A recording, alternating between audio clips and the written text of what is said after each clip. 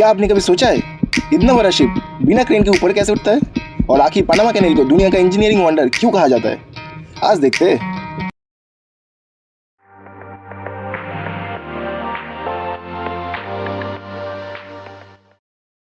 Panama कैनेल सिर्फ एक canal नहीं बल्कि दुनिया की सबसे हिस्टोरिक वाटरवेज में से एक है और मॉडर्न इंजीनियरिंग का एक ग्रेटेस्ट मास्टरपीस। इस कैनल के बनने से पहले शिप को अटलांटिक ओशन से पैसिफिक ओशन पहुंचने के लिए पूरा साउथ अमेरिका का लंबा चक्कर लगाना पड़ता था। अब सवाल ये है, इतना बड़ा शिप यहाँ से पास कैसे होता है? सबसे पहले शिप को एक जायंट लॉक के अंदर लाया जाता है, फिर उस लॉक का गेट बंद कर दिया जाता है। उसके बाद पानी भरा जाता है और सिर्फ पानी की ताकत से पूरा शिप को एलिवेटर की जैसा ऊपर लिफ्ट किया जाता है। फिर शिप एक आर्टिफिशियल लेक को क्रॉस करता है और दूसरी साइड पर इसी प्रोसेस को रिवर्स करके धीरे धीरे नीचे उतारा जाता है। और बस इसी ब्रिलियंट इंजीनियरिंग की वजह से पनामा कैनेल आज भी अटलांटिक और पैसिफिक ओशन के सबसे इंपॉर्टेंट शॉर्टकट माना जाता है। तो रेडी हो, चलते हैं। फटाफट बॉयलर सूट पहन के हम निकल पड़े एंकर ऑपरेशन के लिए। आज का दिन खास था क्योंकि क्रिस्टोबल एंकरेज को छोड़कर हमारा शिप पनामा कैनेल की सफर पर निकलने वाला था। धीरे धीरे एंकर ऊपर आने लगा और हर चेन के साथ एक नया सफर शुरू हो रहा था। जैसे ही एंकर सिक्योर हुआ, इंजन की ताकत से शिप ने अपनी रफ्तार पकड़ ली और हम क्रिस्टोबल एंकरेज से निकल पड़े दुनिया की सबसे फेमस वाटरवेज में से एक की तरह। अब असली एडवेंचर शुरू होने वाला था। आगे था पनामा कैनेल का वो इंजीनियरिंग वंडर जिसे देखने का इंतजार सिर्फ हमें ही नहीं, शायद आपको भी होगा। अब हमारा शिप धीरे धीरे पनामा कैनेल की तरफ बढ़ रहा था। चारों तरफ समुद्र का सुकून था, लेकिन दिल के अंदर एक्साइटमेंट अलग ही लेवल पर थी। बचपन से जिस पनामा कैनेल के बारे में सिर्फ सुना था, आज उसे अपनी आंखों से देखने का मौका मिल रहा था।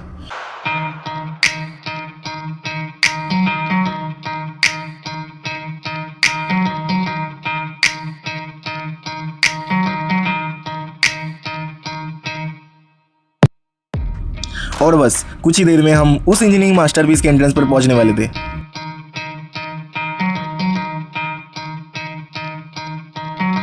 अब हम पनामा कैनेल के पहले गेट के बिल्कुल सामने थे। धीरे धीरे शिप आगे बढ़ा और जैसे ही लॉक के अंदर एंट्री की, ऐसा लग रहा था जैसे हम किसी इंजीनियरिंग वंडर के दिल में कदम रख रहे हैं। अब असली मैजिक शुरू होने वाला था। और बस हमारा शिप पनामा कैनेल के पहले लॉक के अंदर एंटर कर चुका था। बाहर से देखने में ये सिर्फ एक गेट लगता है, लेकिन इसके अंदर छुपा है दुनिया की सबसे कमाल की इंजीनियरिंग का मैजिक। जैसे ही गेट हमारे पीछे बंद हुआ, धीरे धीरे लॉक चैम्बर में पानी भरना शुरू हुआ। ऐसे लग रहा था जैसे पूरा शिप बिना इंजन चलाए सिर्फ पानी की ताकत से उठ रहा है। कुछ ही मिनटों में हम कई मीटर ऊपर आ चुके थे, लेकिन इतने बड़े शिप को बिल्कुल सेंटर में रखना भी आसान काम नहीं होता। इसलिए आप लोग जो छोटे छोटे लोकोमोटिव देख रहे हैं, इन्हें म्यूल्स कहा जाता है। ये शिप को खींचने नहीं बल्कि स्टील वेट से उसे बिल्कुल बैलेंस और सेंटर रखते हैं, ताकि लॉक की दीवारों से टकराने का कोई चांस ही ना रहे। सबसे हैरानी की बात यह है कि इतने भारी शिप, हजारों टन का वेट सिर्फ ग्रेविटी और पानी की लेवल की मदद से ऊपर उठ जाता है। ना कोई क्रेन, ना कोई लिफ्ट, बस इंजीनियरिंग का ताकत, बेमिसाल करिश्मा। क्या हुआ ना ये अमेजिंग? और जैसे जैसे पानी का लेवल बढ़ता गया, वैसे वैसे हमारा शिप भी ऊपर आता गया। उस पल को अपनी आंखों से देखना सच में एक अनफॉरगेटेबल एक्सपीरियंस था।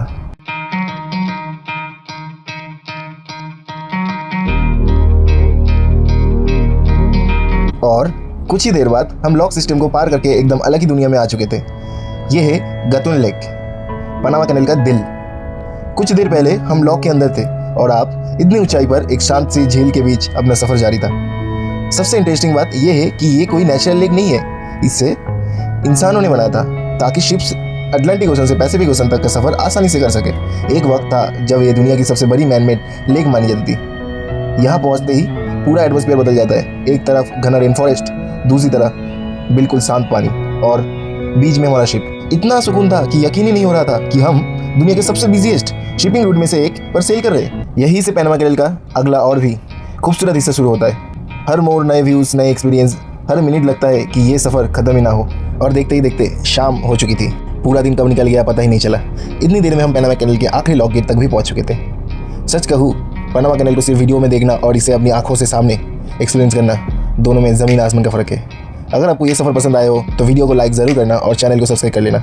ऐसे मेरे साथ बने रहिए। मिलते हैं अगले व्लॉग में एक नया पोर्ट, एक नई सफ़र और समुद्र की और एक दिलचस्प कहानी के साथ। तब तक के लिए अपना ख्याल रखिए। Bye bye and see you in the next one.